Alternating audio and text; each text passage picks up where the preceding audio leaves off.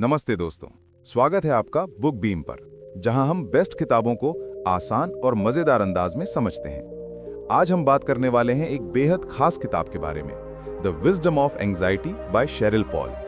ये किताब हमें ये सिखाती है कि एंग्जाइटी कोई दुश्मन नहीं है, बल्कि एक मैसेज है, एक इशारा है जो हमें हमारी जिंदगी और हमारे इमोशंस को गहराई से समझने का मौका देता है। तो अगर आप भी अपनी एंग्जाइटी को समझना चाहते हैं और उसे अपनी ग्रोथ का साथी बनाना चाहते हैं, तो ये सफर आपके लिए है। और हाँ, अगर आपको ऐसी ही बुक समरीज सुनना अच्छा लगता है तो चैनल को जरूर सब्सक्राइब कीजिए और वीडियो को लाइक करना मत भूलिए। चलिए शुरू करते हैं। Anxiety defined and the call to turn inward. इस चैप्टर में शेरिल पॉल सबसे पहले एंग्जाइटी की असली परिभाषा बताती हैं। हमारी सोसाइटी अक्सर एंग्जाइटी को एक बीमारी मानती है जिसे सिर्फ दबाना या खत्म करना चाहिए, लेकिन असलियत यह है कि एंग्जाइटी कोई दुश्मन नहीं है, बल्कि एक सिग्नल है। जब हम किसी डर, उलझन या अनसर्टेनिटी में होते हैं, तब एंग्जाइटी हमें यह बताती है कि हमें रुककर अपने भीतर झांकने की जरूरत है। लेखिका कहती हैं कि ज्यादातर लोग अपनी एंग्जाइटी से भागने की कोशिश करते हैं। कोई डिस्ट्रैक्शन ढूंढते हैं, सोशल मीडिया में खो जाते हैं या खुद को बिजी कर लेते हैं, लेकिन इससे समस्या खत्म नहीं होती। एंग्जाइटी हमें बुलावा देती है कि अब भीतर की तरफ देखो, खुद को समझो और वो सवाल पूछो जिन्हें तुम टाल रहे हो। यानी एंग्जाइटी एक डोरवे है, एक दरवाजा जो हमें सेल्फ अवेयरनेस और इमोशनल ग्रोथ की तरफ ले जाता है। जब हम इसे सुनते हैं और अंदर की ओर मुड़ते हैं, तभी असली हीलिंग शुरू होती है। नॉर्मल और हैप्पीनेस का झूठा दबाव। इस चैप्टर में शेरिल पॉल बताती हैं कि हमारी एंग्जाइटी का एक बड़ा कारण सोसाइटी के दो गलत मैसेज हैं। पहला है नॉर्मल का मिथ।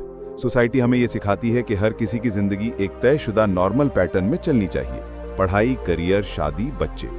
अगर हम इस रास्ते से थोड़ा भी अलग हों तो लोग हमें एबनॉर्मल मान लेते हैं। यही दबाव एंग्जाइटी को जन्म देता है। दूसरा कल्चरल मैसेज है हमेशा खुश रहो। आजकल सोशल मीडिया और फिल्मों ने ये इमेज बना दी है कि सक्सेसफुल इंसान हमेशा खुश और पॉजिटिव होता है, लेकिन हकीकत यह है कि इंसान हर वक्त खुश नहीं रह सकता। सैडनेस, कंफ्यूजन और डाउट भी जिंदगी का हिस्सा है। जब हम खुद को हमेशा खुश दिखाने की कोशिश करते हैं तो अंदर से एंग्जाइटी बढ़ जाती है।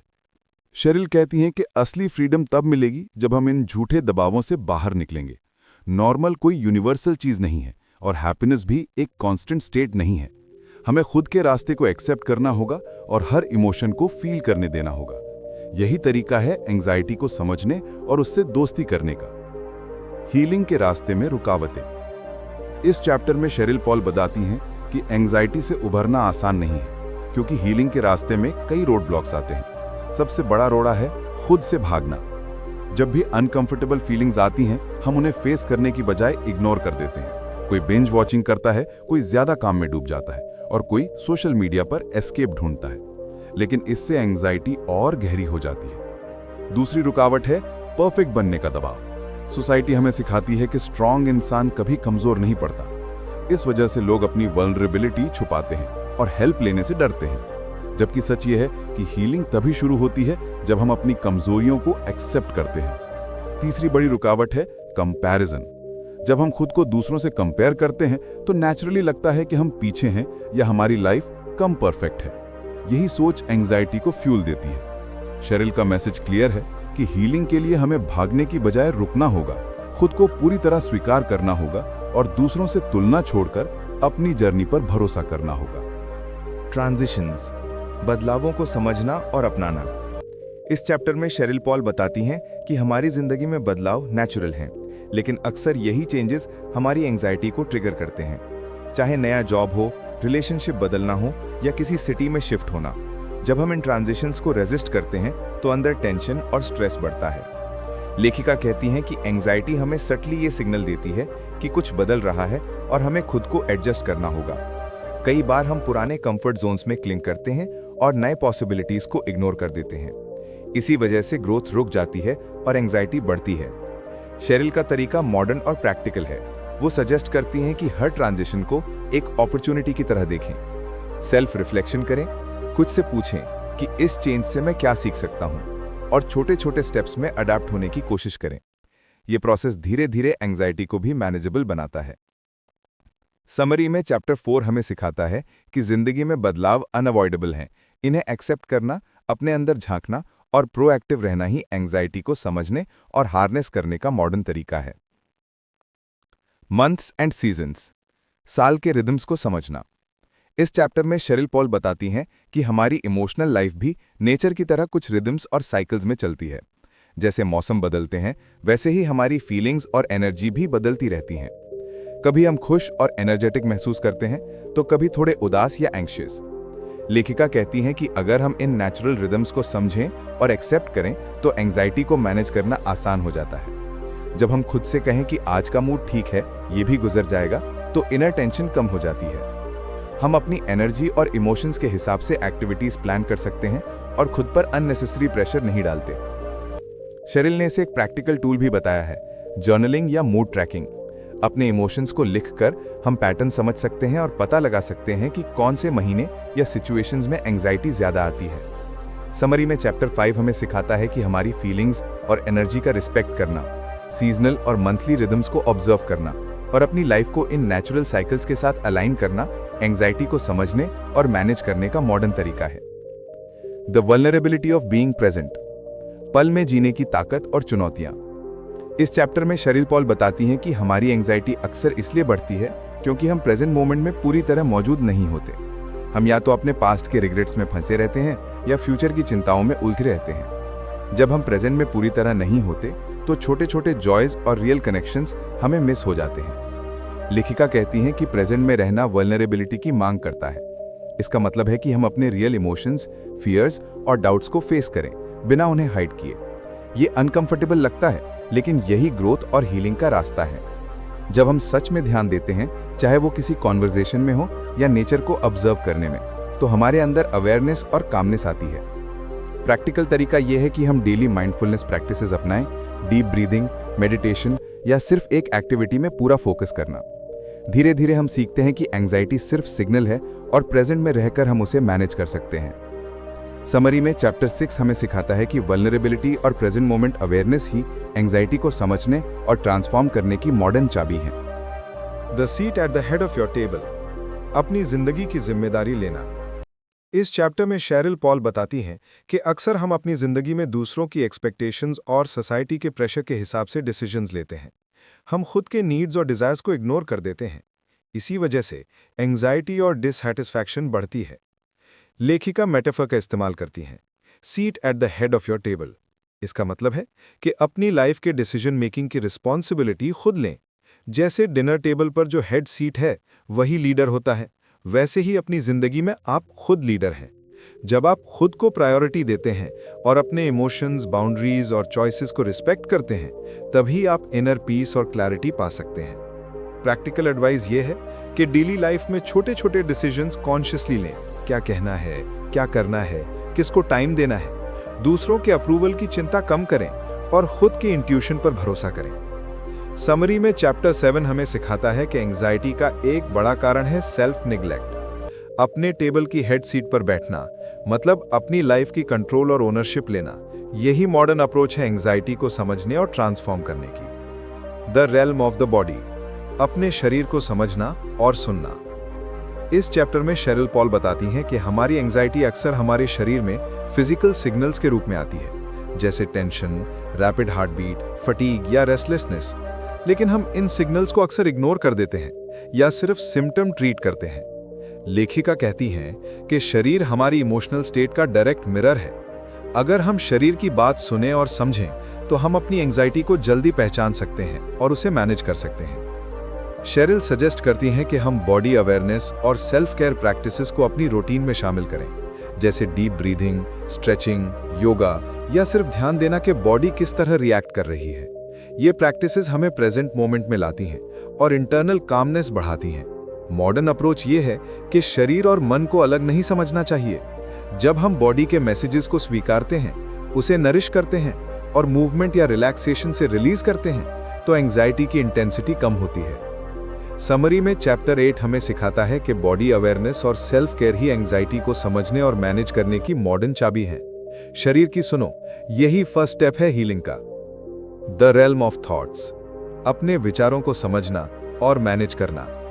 इस चैप्टर में शेरिल पॉल बताती हैं कि हमारी एंजाइटी अक्सर हमारे थॉट पैटर्न से जुड़ी होती है। जब हम नेगेटिव या रिपीटेटिव थॉट्स में फंस जाते हैं तो हमारे इमोशंस और शरीर पर भी असर पड़ता है।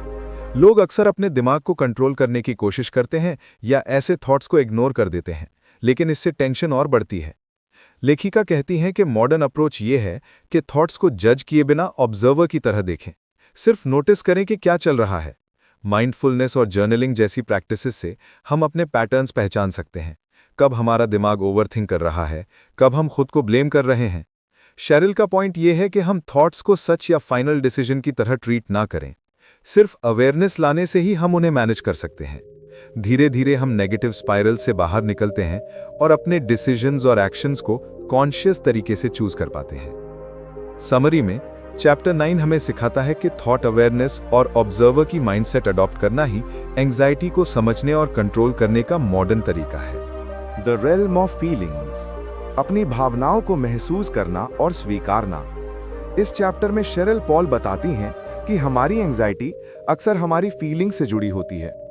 हम अक्सर अपनी नेगेटिव इमोशंस जैसे सैडनेस, एंगर, फियर या लोनलीनेस को दबा देते हैं या इग्नोर कर देते हैं, क्योंकि सोसाइटी हमें सिखाती है कि हमेशा स्ट्रांग और हैप्पी रहो। लेकिन जब हम अपनी फीलिंग्स को दबाते हैं तो अंदर टेंशन और कंफ्यूजन बढ़ती है। लेखिका कहती हैं कि मॉडर्न अप्रोच ये है कि हम अपनी इमोशंस को जज किए बिना स्वीकार करें। हर फीलिंग का एक रीजन होता है और वो हमें हमारे अंदर की जरूरतों और लिमिट्स की जानकारी देती है। जब हम फीलिंग्स को फील करने और एक्सप्रेस करने की प्रैक्टिस करते हैं, चाहे जर्नलिंग हो, किसी से बात करना या आर्ट के माध्यम से, तो हम इनर क्लैरिटी और कामनेस पा सकते हैं। शेरिल का पॉइंट ये है कि फीलिंग्स सिर्फ ऑब्स्टिकल्स नहीं बल्कि सिग्नल्स हैं। जब हम उन्हें ध्यान से सुनते हैं और उनके साथ पूरी तरह प्रेजेंट रहते हैं तो एंजाइटी ट्रांसफॉर्म होती है और हम अपने इमोशंस के साथ बेहतर रिलेशनशिप बना पाते हैं। समरी में चैप्टर 10 हमें सिखाता है कि फीलिंग्स को एक्सेप्ट करना और उनके साथ प्रेजेंट रहना एंजाइटी को समझने और मैनेज करने का सबसे मॉडर्न तरीका है। लॉन्गिंग, अंदर की चाहत और उसे समझना। इस चैप्टर में शेरिल पॉल बताती हैं कि हमारी एंजाइटी कभी-कभी हमारी अधूरी चाहतों और नीड से जुड़ी होती है। हम अंदर से महसूस करते हैं कि कुछ मिसिंग है, चाहे वो पर्पस हो, कनेक्शन हो या सेल्फ एक्सप्रेशन। ये फीलिंग, जिसे वो लॉन्गिंग कहती हैं, अक्सर साइलेंट रहती है और हम उसे इग्नोर कर देते हैं, लेकिन इसी लॉन्गिंग के माध्यम से हम खुद को और अपनी ट्रू नीड्स को समझ सकते हैं। लेखिका कहती हैं कि मॉडर्न अप्रोच ये है कि हम इस लॉन्गिंग को रिप्रेस ना करें, इसे एक्नॉलेज करें, समझे कि ये हमें किस ओर गाइड कर रही है। जब हम अपनी अंदर की चाहतों पर ध्यान देते हैं और उन्हें एक्सप्लोर करते हैं, चाहे जर्नलिंग, क्रिएटिव एक्सप्रेशन या मीनिंगफुल कॉन्वर्सेशंस के माध्यम से, तो हम अपने लाइफ पाथ में क्लैरिटी और डायरेक्शन पा सकते हैं। शेरिल का मैसेज ये है कि एंजाइटी और लॉन्गिंग एक दूसरे से जुड़े हैं। जब हम अपनी इनर डिजायर्स को सुनते हैं और उनके साथ कॉन्शियसली कनेक्ट होते हैं तो एंजाइटी सिर्फ सिग्नल बनकर हमें गाइड करती है।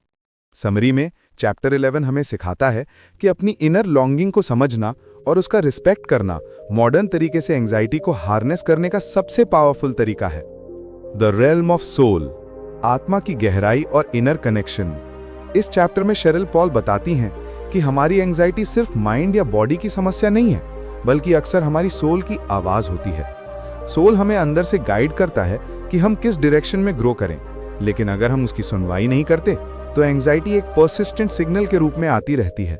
लेखिका कहती हैं कि मॉडर्न अप्रोच ये है कि हम अपनी सोल की तरफ ध्यान दें। इसका मतलब ये है कि हम अपने अंदर की इंट्यूशन, इंस्पिरेशन और इनर विजडम को रिकॉग्नाइज करें।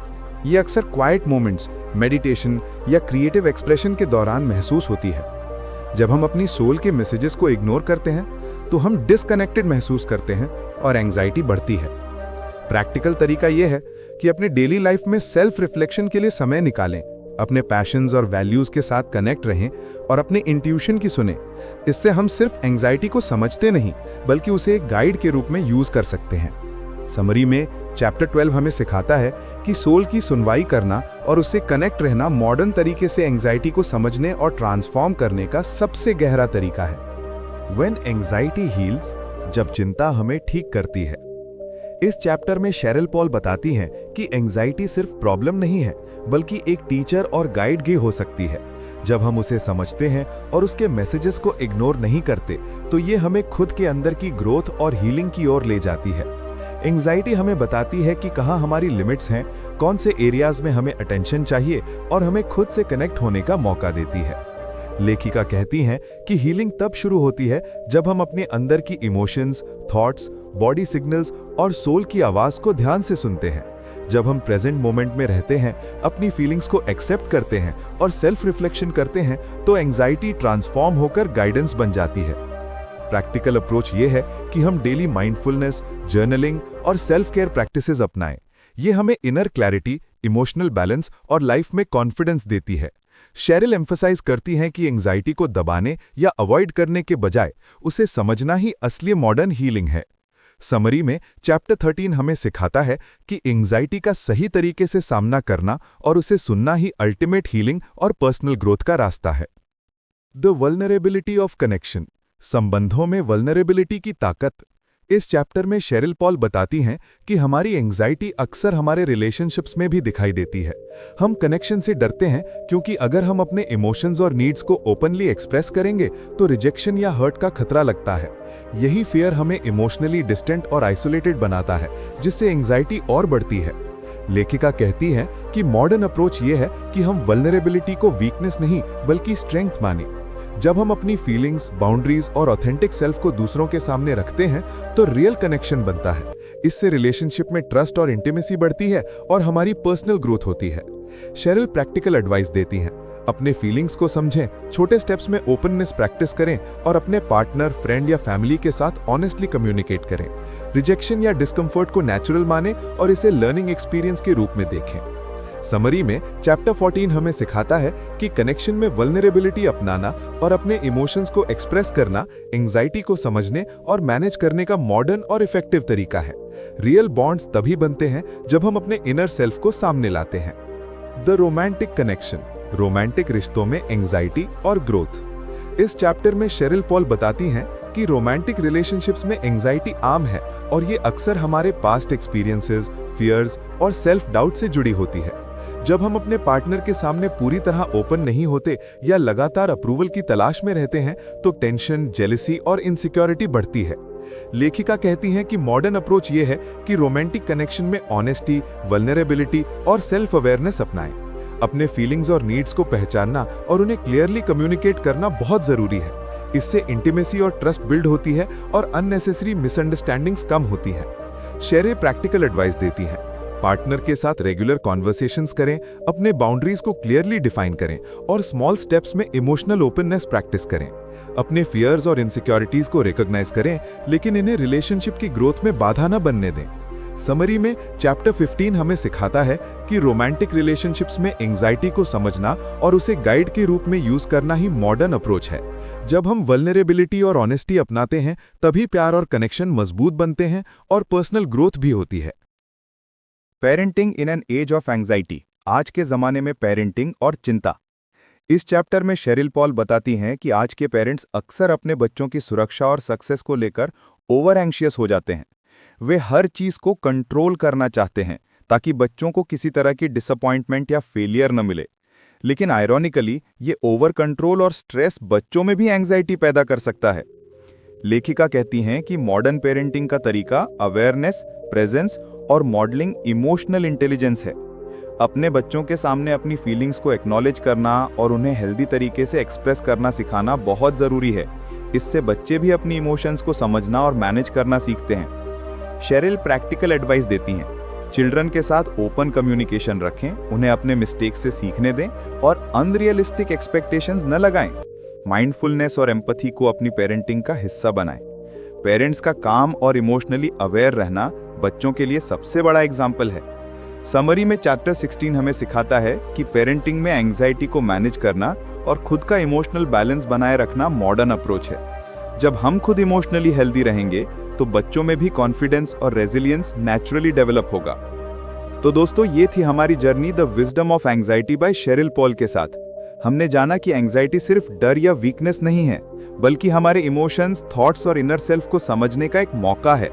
जब हम अपनी फीलिंग्स को एक्सेप्ट करते हैं, अपनी बॉडी और माइंड की सुनते हैं और अपनी इनर गाइडेंस से कनेक्ट होते हैं, तो एंजाइटी हमें ग्रोथ और हीलिंग की तरफ ले जाती है। अगर आपको ये वीडियो पसंद आया और आपको लगा कि ये आपकी लाइफ में हेल्प कर सकता है तो अपने दोस्तों के साथ जरूर शेयर करें। और हाँ, बुक बीम को सब्सक्राइब करना मत भूलिए ताकि आप हर नई किताब की मॉडर्न और एंगेजिंग समरी सबसे पहले सुन सकें। वीडियो को लाइक करें और कमेंट में बताएं कि आप नेक्स्ट किस किताब की समरी सुनना चाहेंगे। धन्यवाद दोस्तों, अगले वीडियो में फिर मिलेंगे। तब तक पढ़ते रहें, सीखते रहें और अपनी लाइफ को और मीनिंगफुल बनाते रहें।